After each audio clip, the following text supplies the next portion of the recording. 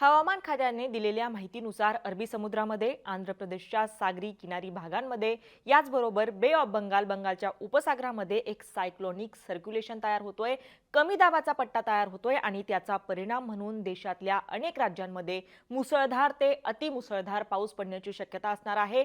खरं तर मागच्या गेल्या काही दिवसांपासून राज्यातल्या अनेक भागांमध्ये श्रावण सरी बरसत आहे, तर काही ठिकाणी मुसळधार ते अतिमुसळधार पाऊस सुद्धा मागच्या काही दिवसांमध्ये बघायला मिळाला. त्याचा परिणाम म्हणून अनेक भागांमध्ये वाहतूक कोंडी सुद्धा बघायला मिळाली आणि पावसाचा हा जो धोका आहे तो इथून पुढे आणखी काही दिवस असणार आहे. कारण अनेक जिल्ह्यांना हवामान खात्याने ऑरेंज अलर्ट आणि येलो अलर्ट सुद्धा जारी केलेला आहे. त्यामुळे कुठे काय स्थिती असणार आहे, उद्या आणि परवा शनिवार रविवार आहे, वीकेंडला फिरायला जाण्याचा अनेकांचा प्लॅन असतो. त्यामुळे कुठे काय स्थिती असेल, कुठे वातावरणाची काय परिस्थिती असेल हेच आपण या व्हिडिओतून समजून घेणार आहोत. नमस्कार, मी छाया आणि आपण पाहताय वेदर रिपोर्ट. तर सर्वात आधी पावसाची पुढच्या काही दिवसांची स्थिती बघत असताना आपण आजच्या तारखेची सॅटेलाइट इमेज बघणार आहोत आणि ह्या इमेजमध्ये आपण बघू शकतो की महाराष्ट्रासह अनेक भागांमध्ये मोठ्या प्रमाणात ढग दाटलेले इथे दिसून येतात. इकडे बंगालच्या उपसागरात आणि अरबी समुद्रातही मोठ्या प्रमाणात ढग दाटलेले दिसून येतात.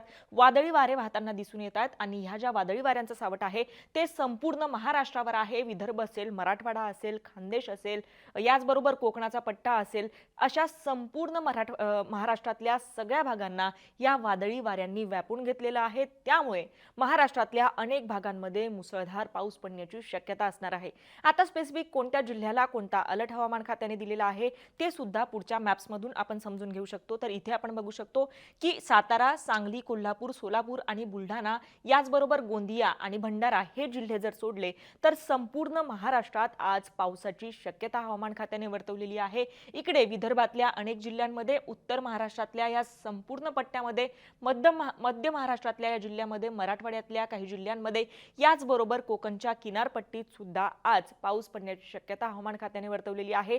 अनेक भागांना येलो अलर्ट आज जारी केलेला आहे, तर रत्नागिरी, रायगड या भागांमध्ये मात्र आज ऑरेंज अलर्ट हवामान खात्याने दिलेला आहे. मुसळधार स्वरूपाचा पाऊस या भागांमध्ये पडण्याची शक्यता आज वर्तवलेली आहे.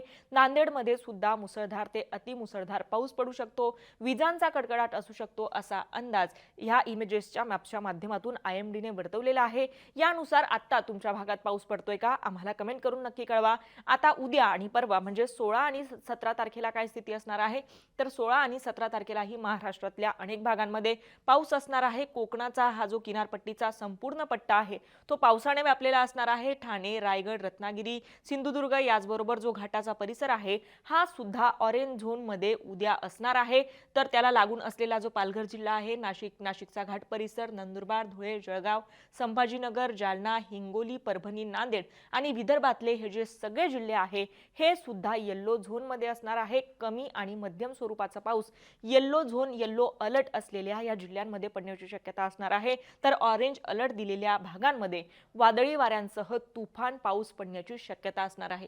17 तारखेची काय स्थिती असेल, तर 17 तारखेलाही कोकणाचा हा जो संपूर्ण किनारपट्टीचा भाग आहे, किनारपट्टीचे जे सगळे जिल्हे आहेत तिथे मुसळधार पाऊस पडू शकतो. पालघर, ठाणे, रायगड, रत्नागिरी, सिंधुदुर्ग आणि जो घाटाचा परिसर आहे अशा या संपूर्ण पट्ट्याला तुफान पावसाचा इशारा हवामान खात्याने दिलेला आहे. तर मध्य महाराष्ट्रातले काही जिल्हे, विदर्भातले काही जिल्हे आणि उत्तर महाराष्ट्रातल्या काही जिल्ह्यांना सुद्धा परवाही येलो अलर्ट हवामान खात्याने दिलेला आहे.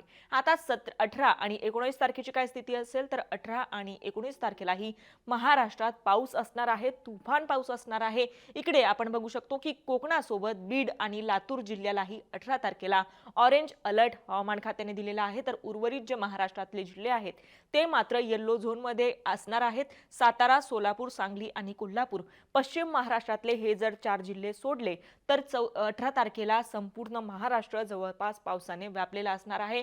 19 तारखेलाही महाराष्ट्रात पाऊस असणार आहे. कोकण किनारपट्टीचा संपूर्ण भाग पावसाने व्यापलेला असणार आहे. तर अनेक ठिकाणी, त्यात विदर्भ असेल, मध्य महाराष्ट्रातले काही जिल्हे असतील आणि उत्तर महाराष्ट्रातले काही जिल्हे असतील, इथे सुद्धा पाऊस पडण्याची शक्यता असणार आहे.